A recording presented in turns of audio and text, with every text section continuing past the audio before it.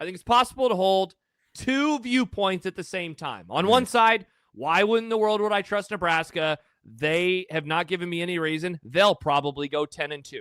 On the other hand, though, Jack, if this program is progressing under Matt Rhule, 4-0 should be the expectation for the next month.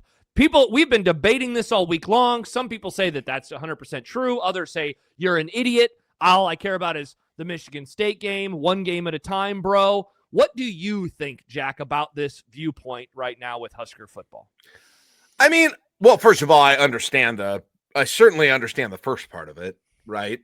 It's hard to fully believe they're going to do it in all four of them until they do it. So I absolutely agree and understand that point of view. I would slightly disagree with you in that I think 3-1 still allows the door open for there to be clear consensus improvement somewhere close to the expectation of year 3 Matt Rhule. Now, it leaves work to do, no doubt about that.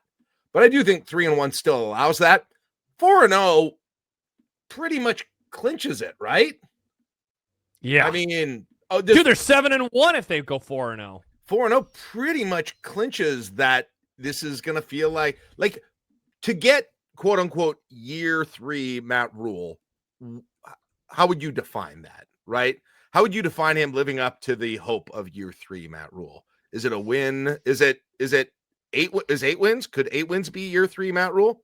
Yeah, I mean, I think that's is the lowest that I would go, and I need to see it, I need to see how it unfolds before I can definitively say yes or no. Okay. So I've always viewed it as 9. I've always viewed it as 9.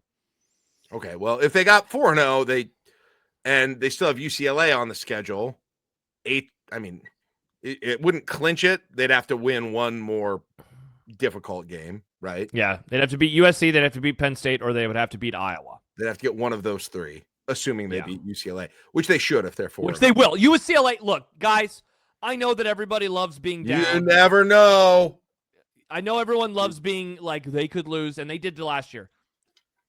This UCLA team is among the worst conference opponents Nebraska has ever played.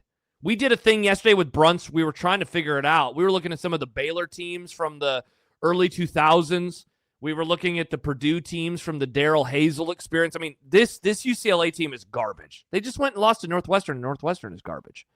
So they're bad. They're going to win that game. So whatever record you want to put together, count that as John. I mean, just say 3-1 still leaves work to do, right? You're going to have to have a good back third of the season.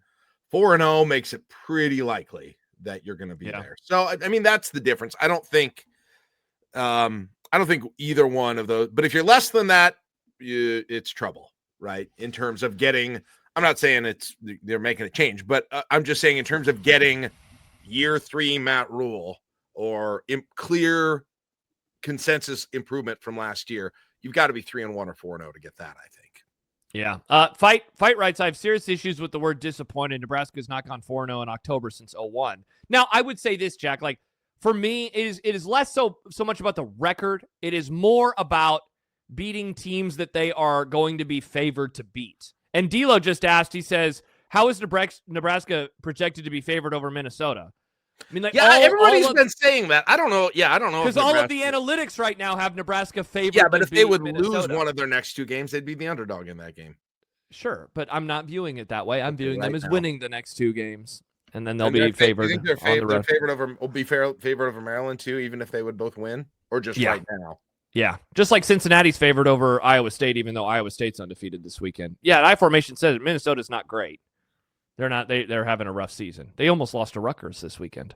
So that's how I'm viewing it. This is less because I know we have done these various debates, Jack, over the years, and we kind of get bogged down into why should you expect Nebraska to win? Why? And I understand all of that, and I agree with all of you because why the they've not metrics given now permission. Seem to favor them. This is more about it is time for the program to take a step forward. That's all I am trying to say. I just think we have reached the point in the Matt Rhule experience where either he needs to or I'm not asking for a firing here, but it's time. Is it not time for Nebraska to start doing these types of things with Matt Rhule leading the way? All I'm saying is, I mean, yes, but I believe 6-2 or 6-2 at that point after the 3-1 first 8 games, making 3-1 in the second 4.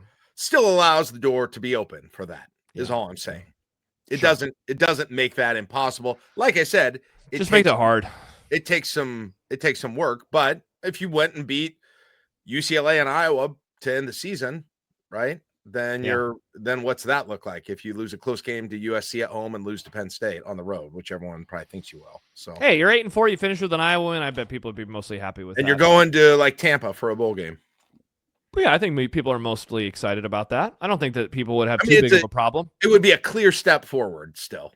Yeah. Honestly, I think, Jack, whatever the record is, finishing with a win over Iowa will erase a lot of the sins, or it will like double stamp the improvement if they finish with a win over Iowa. Like that will do so much for the psyche of this place that it almost is like it's a double game. Yeah. Like 8-4 with a win over Iowa. Does that make you feel better than going 9-3 with a loss to Iowa? It's like when you're playing Scrabble and you get a double word score, basically. Sure. Yeah. It's worth 2 wins. Sure.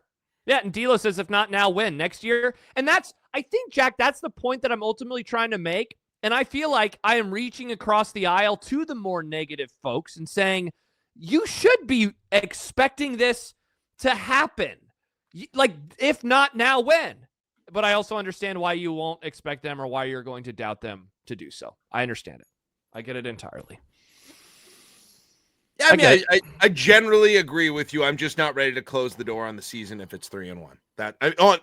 It's not the season. I didn't say that right.